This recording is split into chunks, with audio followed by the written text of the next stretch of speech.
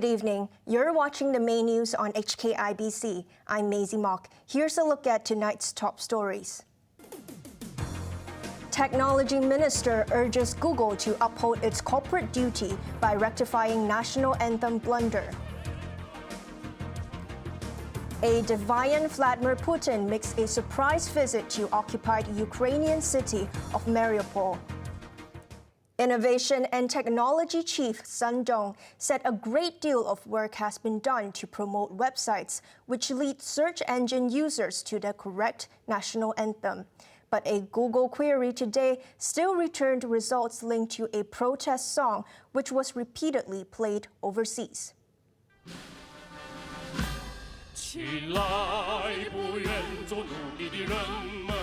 As Hong Kong returned to Chinese rule in 1997, the SAR adopted the national anthem, the March of the Volunteers.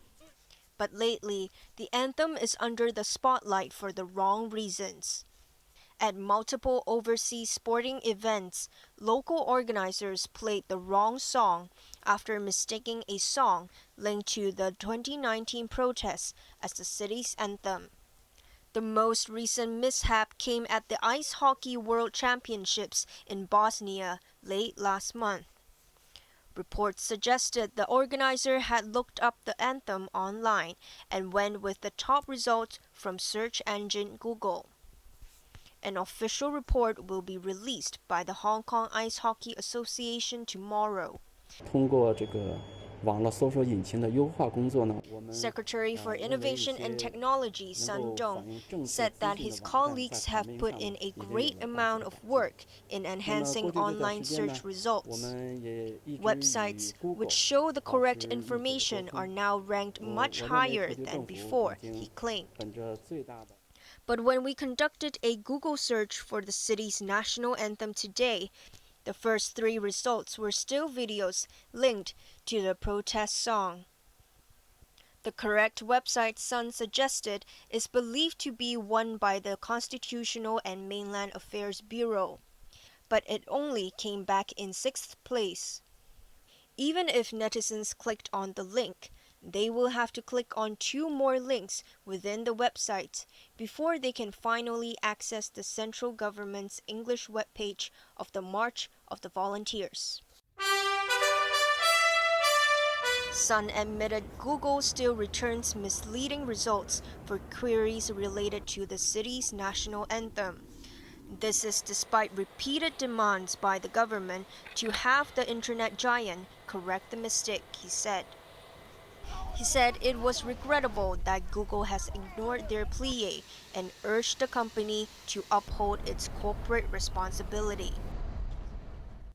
On the same radio interview, Sun Dong also reviewed details of a deal he signed in Beijing last week. Both sides have agreed to speed up Hong Kong's development into an international innovation and technology hub. We also talk about the technology transfer, manpower exchange, and so on. We want to, in particular, strengthen the advantage of internationalization of Hong Kong. And meanwhile, we will strengthen the coordination in the top level between Hong Kong and mainland authorities. Sun said the agreement with the Ministry of Science and Technology is the first important document secured after China's 2 sessions.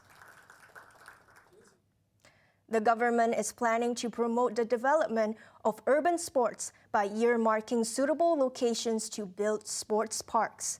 The Financial Secretary doubled down on the effort by visiting a skate park. Janice Low reports. Paul Chen may have turned 68 yesterday, but he decided that age was just a number and tried his hand on skateboarding. The Financial Secretary paid a visit to the Kwun Tong Promenade last week. He even came prepared with pads for knees and elbows.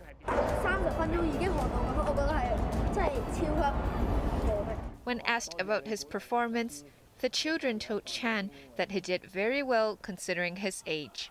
In an article on his website, Chan wrote that the extreme sport has combined the elements of physical training, self-challenge, as well as the showcase of personality.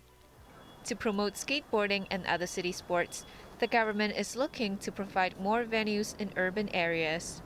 In his latest budget, Chan commissioned a feasibility study on converting part of the municipal services building in Jordan into an urban sports center. Apart from an indoor skate park, boulder walls could also be installed for sport climbing enthusiasts. Basketball courts at the nearby King George V Memorial Park could also receive a facelift, he said. The study is expected to be completed by the end of the year. The finance chief insisted the sports industry deserved support as it brings countless benefits to the city. He cited the Rugby Sevens later this month and the upcoming International Dragon Boat Race as examples, saying they bring in overseas visitors and raise the profile of Hong Kong. Janice Low, HKIBC. The Development Bureau is taking forward proposals to promote sustainable tourism on Lantau Island. In an article, Development Secretary Bernadette Lin noted many nature enthusiasts love camping at Tong Fok and Cheung Sha on South Lantau. In an apparent concession, authorities are now working with campsites and caravan operators to apply for permits and licenses. The operators had previously feared going out of business following complaints that they did not meet relevant regulations. Interested parties can contact the Sustainable Lantau office on 2157-2783. A separate study to upgrade Lantau's transport network will be completed by mid-2025.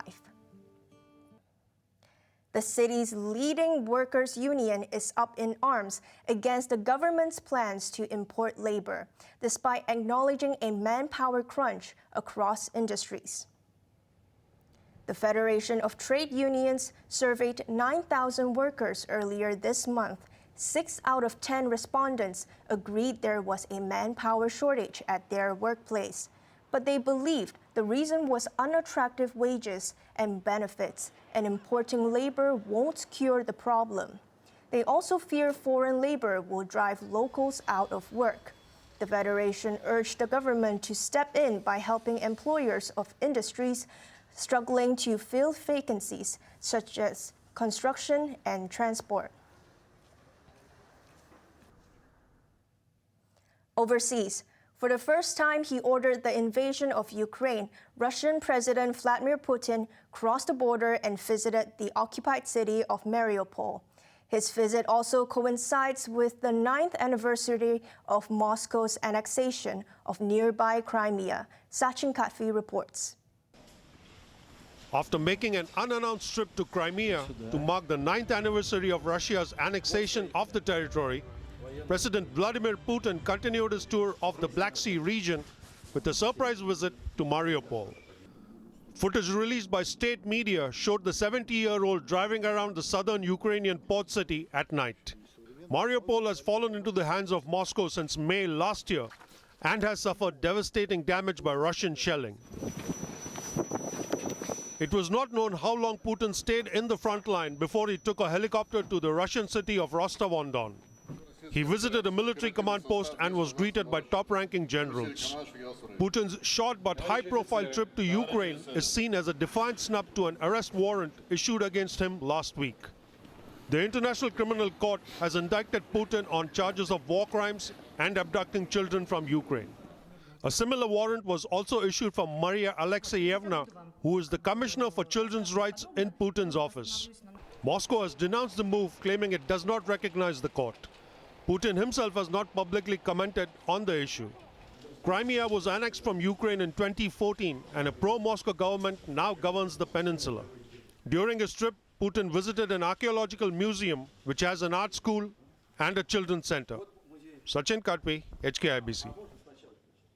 At least 15 people have been killed and hundreds more injured by a strong earthquake in Ecuador.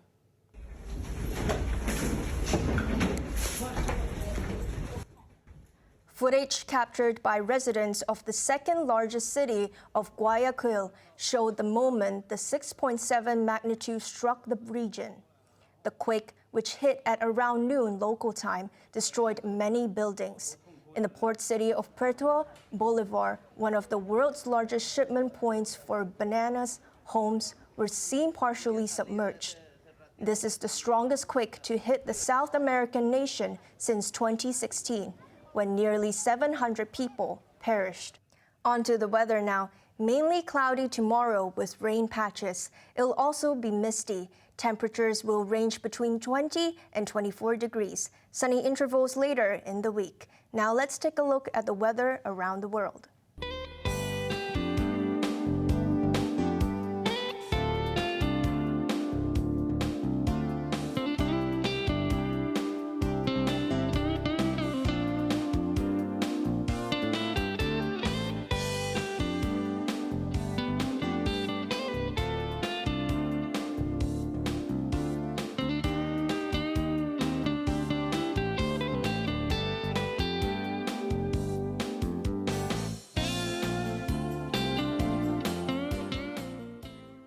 That's our main news for Sunday night. Join us for more news at 11. I'm Maisy Mok. Thanks for watching. Good night.